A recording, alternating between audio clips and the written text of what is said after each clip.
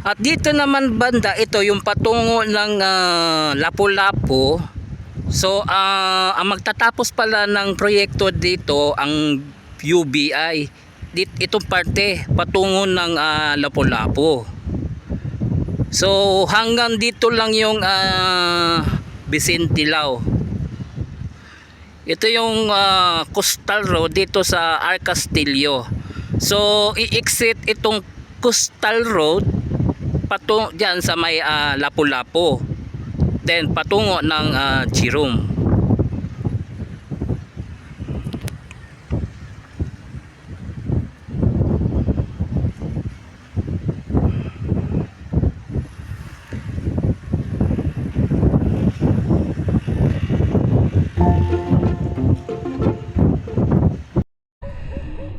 안녕하세요 여러분. 잘 지냈어요? 먹고 싶어?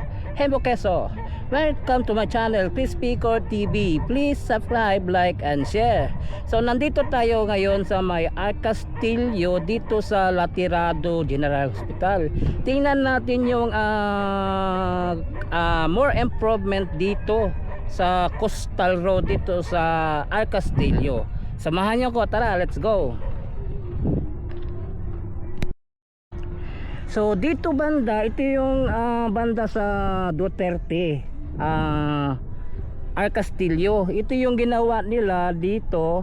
So may mga bakod na at yung may wall na itong coastal road. So ito yung papuntang San Juan.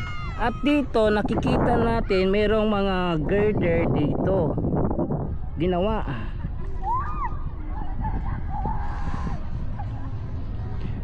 So ito yung Latirado General Hospital banda. Then doon yung San Juan. Puntahan natin doon. So ito yung paglalagyan ng girder. Yung ginawa nila dito. Dito yon ilalagay. May tulay gagawin dito para yung dagat makapasok dito.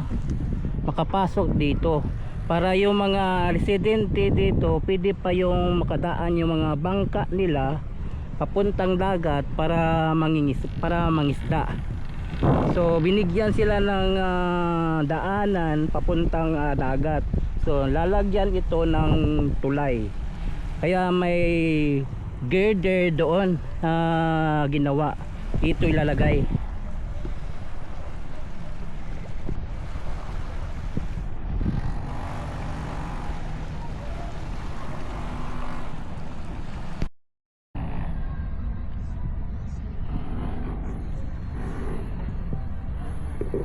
So ito yung ginawa dito, coastal road dito sa may Arcastillo. Ang dulo nito is yung San Juan na itong ginawa nila.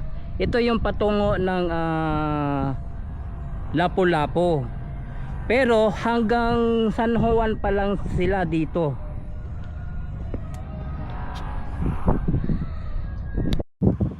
So ito yung coastal road dito, no, sa Arcastillo. Then nasa San Juan na sila banda. Then ito yung patungo ng Lapu-Lapu. Ito yung banda sa Lapu-Lapu.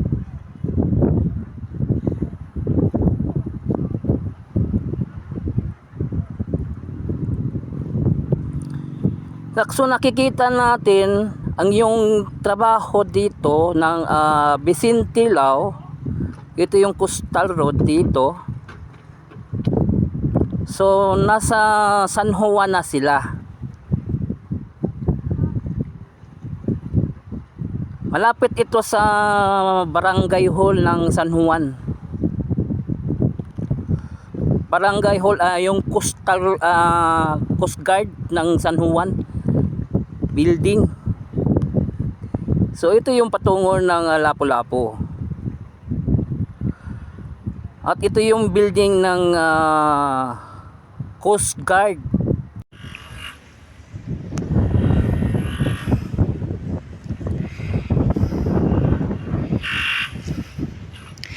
Itong buong proyekto ng Vicente Lao, ito mula dyan sa may Latirado General Hospital, then patungo dito sa San Juan. So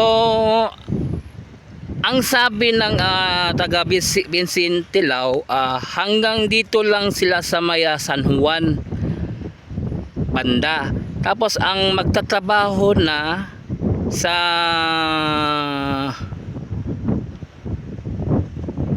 patungo ng Lapu-Lapu is UBI Construction Company.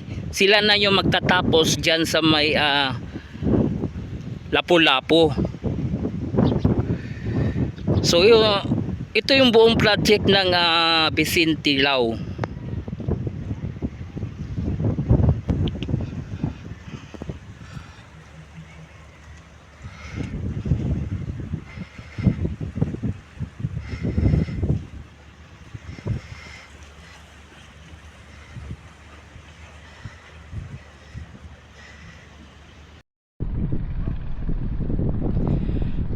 At dito naman banda, besides sa dagat, ito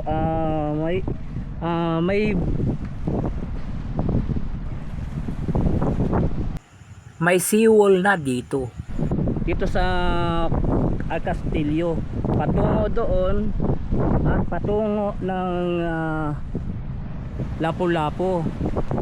At meron na ring nilagay nila ng mga jackstone para yung alon malakas hindi matitibag itong ginawa ng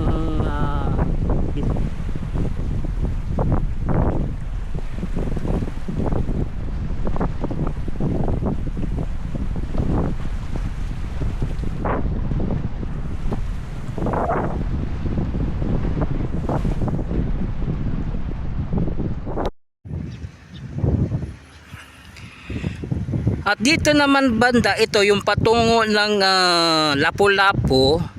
So ang magtatapos pala ng proyekto dito ang UBI.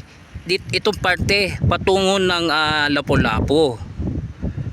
So hanggang dito lang yung Vicente Lao. Ito yung coastal road dito sa Castillo. So i-exit itong coastal road patungo dyan sa may Lapu-Lapu, then patungo ng Jerome.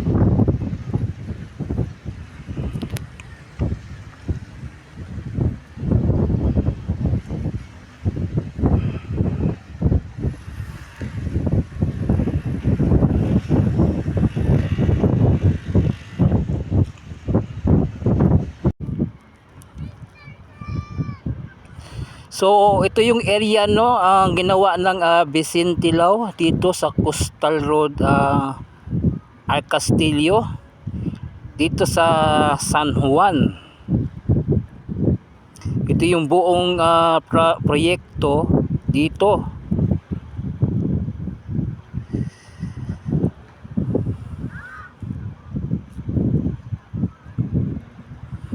At nakikita natin sa gilid ng itong lupang ito, ang kaharap nito ang San Juan. Ito yung gilid.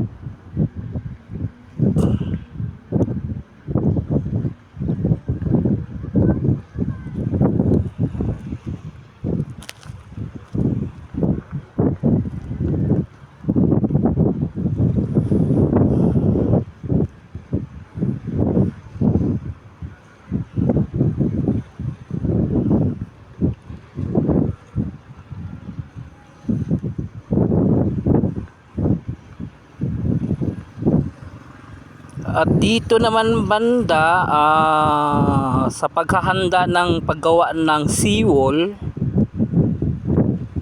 dito sa tabi ng dagat,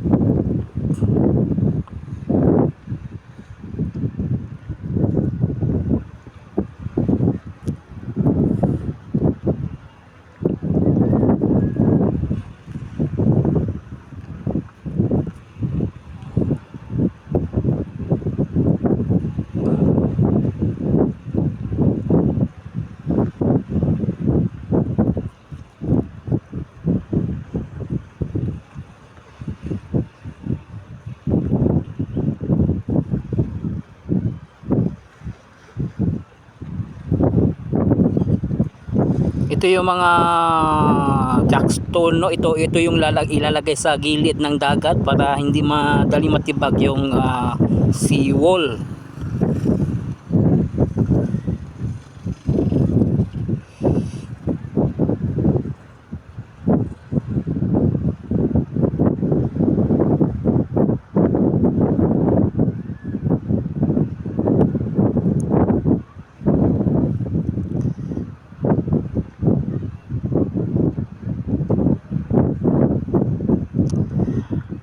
At ito yung San Juan dito.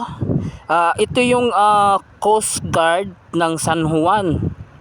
Paglampas ng Coast Guard San Juan, mga ilang metro, yun UBI na ang gagawa patungo ng Lapu-Lapu.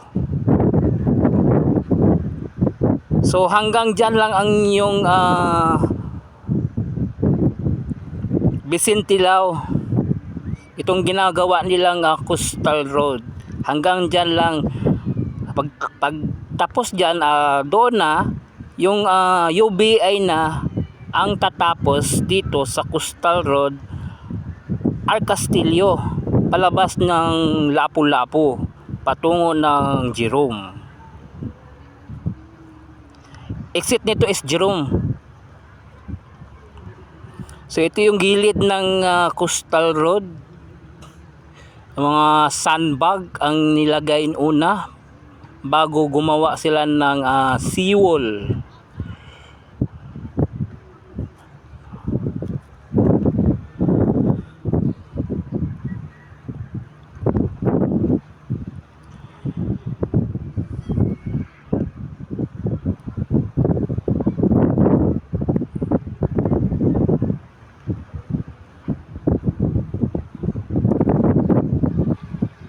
So yun, hanggang dito lang yung vlog natin. Please subscribe to my channel Crispy Core TV. I-follow po na nga ako ang Facebook page Crispy Core FB.